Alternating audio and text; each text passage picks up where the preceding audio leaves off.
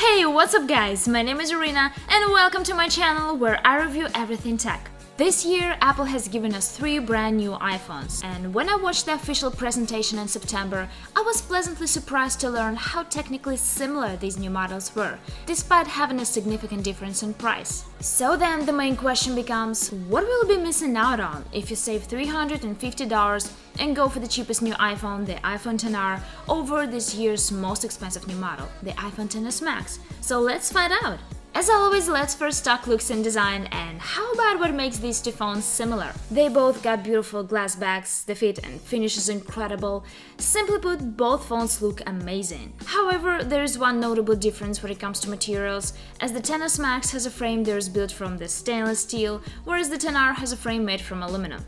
It will come down to personal preference, of course, but to me the aluminum frame doesn't look or feel any less premium than the one made from the stainless steel. Also, when it comes to looks, it's important to mention that the XR has an advantage of offering us a wider spectrum of color options.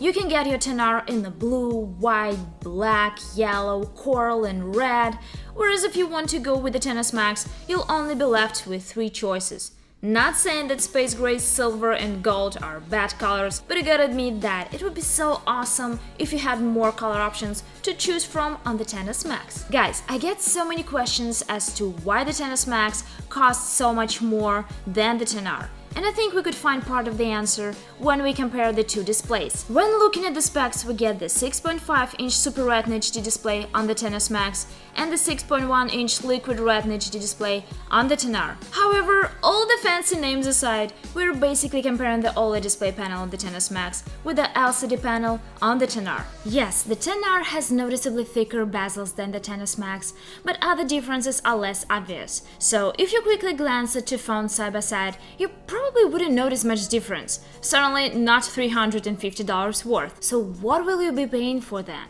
Don't forget that the LCD panel on the XR doesn't have HDR, whereas the OLED panel on the XS Max does have it.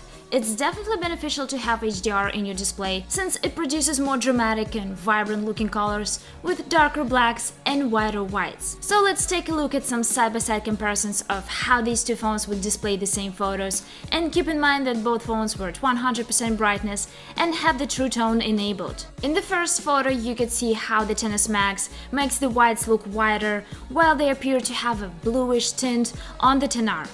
Same story in the next two photos, where the surface and the sky appear bluer on the XR.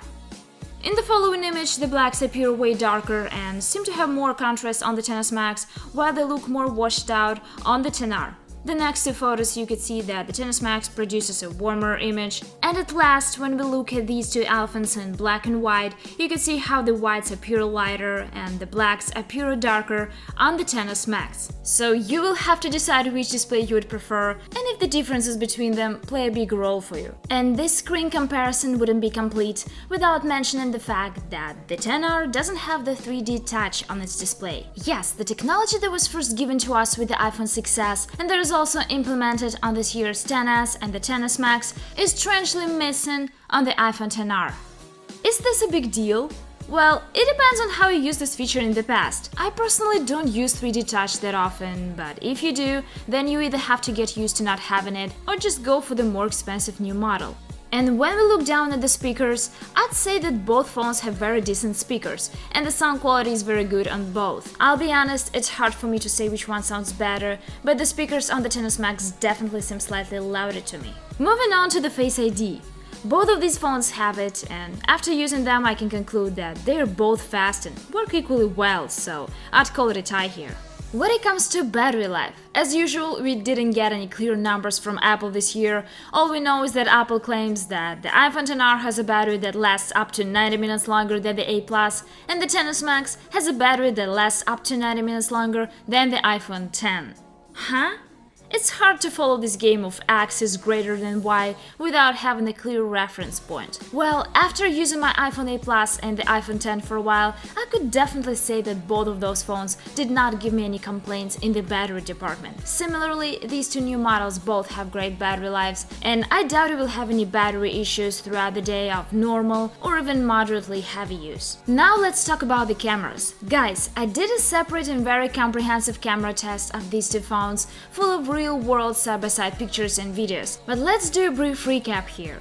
The XR and the XS Max share the same specs for their front-facing and wide-angle rear cameras. However, the XS Max has the advantage of having a telephoto camera, which it uses to produce portraits. The XR also makes portraits, but in my opinion they tend to look less realistic, simply because the phone makes them without having an actual telephoto zoom lens. Overall, both phones can produce amazing results with their cameras. However, I did not always get similar looking photos while using them, so I definitely urge you to check out the link above to see a more in-depth comparison.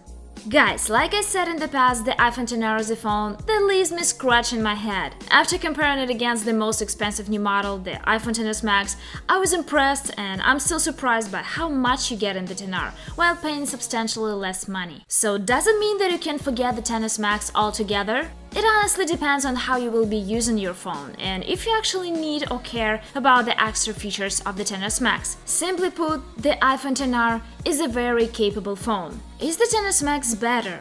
In many ways, yes, but you will have to ultimately decide for yourself which phone makes more sense for you. As always, thank you guys for watching and stay tuned for more of my tech videos.